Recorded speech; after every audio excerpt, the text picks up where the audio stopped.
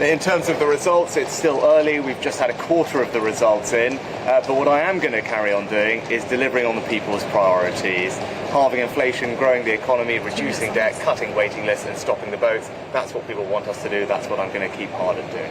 Now, the ex-Conservative leader of Medway Council blamed the I would say two things that people are saying. First of all, they respect Rishi Sunak as Prime Minister. I've yet to have a conversation on the doorstep that isn't improved by mentioning the name Rishi Sunak and the job that he's doing. Clearly, people have been dissatisfied with the government's performance last year.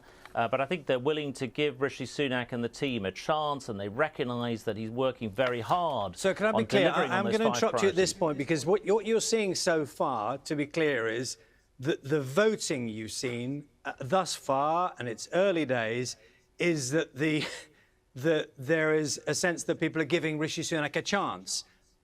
Well, look, by voting against him. I don't understand the logic, because it sounds on the face of it as if you're completely ignoring the voting that's happened and saying, well, we're doing the right thing. No, they might have voted against us, but we're doing the right thing. It's been a really terrible night for us here in Plymouth. I think there's a number of factors at play. I think locally it's been very difficult. The Conservative group here has been through a very difficult time.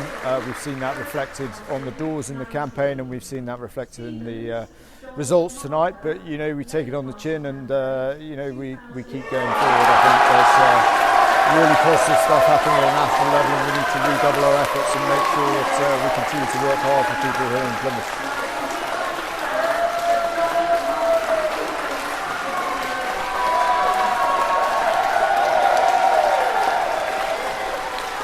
On the turmoil in the Conservative Party that we saw last year, Partygate, Chris Pincher, the Liz Truss and the mini-budget and so on. But many would say, well, actually, there seems to be a rejection of Rishi Sunak and precisely that change to a safer pair of hands, as it were. It seems like voters aren't really buying that, going by the level of losses that you are finding. Well, I just simply don't buy that. So ultimately, you know, let's be quite clear, all the pollsters were saying that they expected the Conservatives to have quite big losses across the country.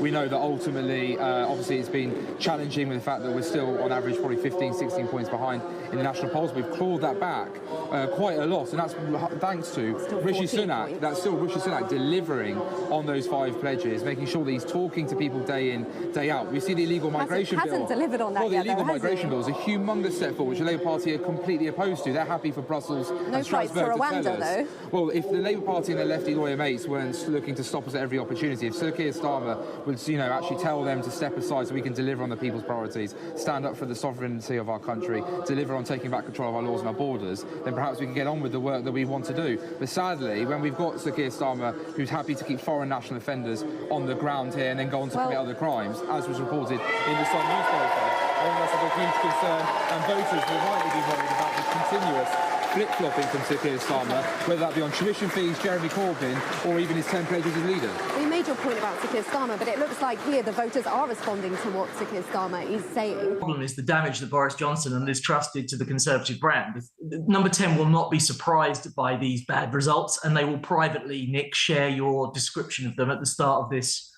piece. If you look at the national polls, the Conservatives are still a long way behind. They are in serious political difficulty, but the gap has narrowed since Rishi Sunak took over. And if you ask the question, who do people think will make the best Prime Minister, Sunak is pretty competitive with Starmer. So I think those 2 bits of data tell you what you need to know about the next election. The problem is not Sunak. He is improving the situation, but he started miles behind, and he's got a hell of a job to do to try and close the gap fully. The problem with a message of steady as she goes is if you're declaring it when you're heading for a blooming great iceberg. Medway Council in Gillingham, that has gone from the Conservatives, who've held it for 20 years, to Labour. That's something that even Tony Blair didn't manage. It's a huge loss for you today, isn't it? Well, look, I mean, there's areas, of course, we're disappointed. I was in Medway during the course of the campaign.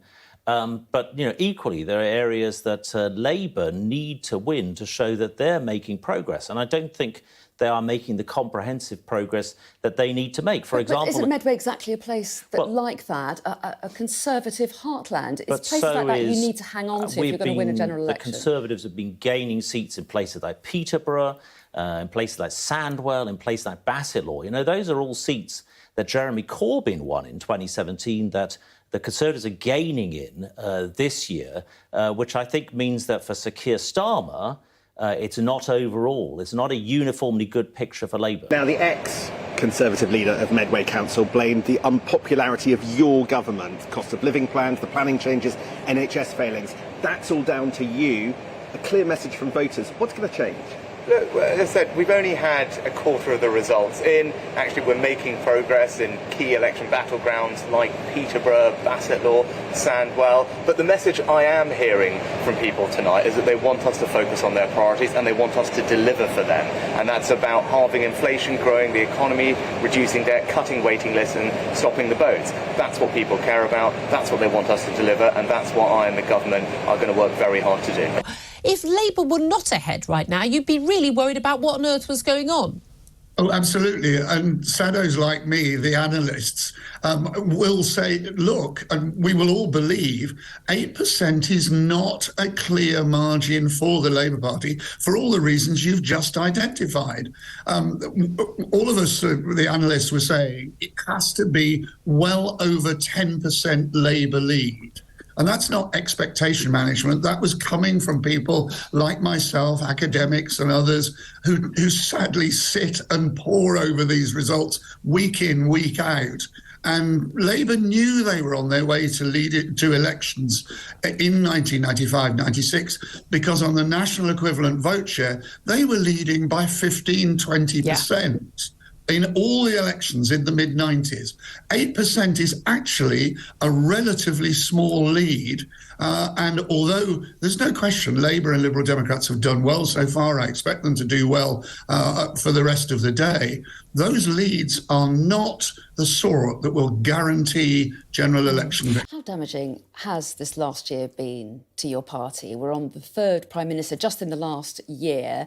We've seen mortgage rates shoot up as a result of Tory policies. We've seen the biggest set of public sector strikes in decades, and we've seen the tax burden at its highest level for 70 years. I mean, that's a pretty tough sell for voters, isn't it? I think the country has had a difficult year. The Conservative Party has had a difficult year. A lot of that is driven, of course, by Vladimir Putin's invasion of Ukraine, the big spike in energy prices, the big spike in inflation. But that is exactly why Rishi Sunak has given the priority he's been given to halving inflation, cutting the debt, growing the economy, reducing hospital waiting lists and stopping the boats. Those are the government's priorities. Those, I think, are the people's priorities. Moving forward, I think Rishi Sunak will be getting on with the job with the whole cabinet, making sure we continue to deliver for the whole country. So, but overall, a disappointing night for the Tories? Well, overall, of course, it's a disappointing night. And we've lost some good councillors, and there'll be a number of people feeling quite sore this morning. People I know well, having been in the Conservative Party for the last 37 years. I know many of our councillors personally who've had reverses last night. But I do say quite clearly that this is not a comprehensive picture for Labour under Keir Starmer. There's places there that Jeremy Corbyn won in 2017, like, for example, Peterborough, Sandwell, Bassetlaw, that the Conservatives have been gaining seats last night. So this is not a uniformly good picture for Labour.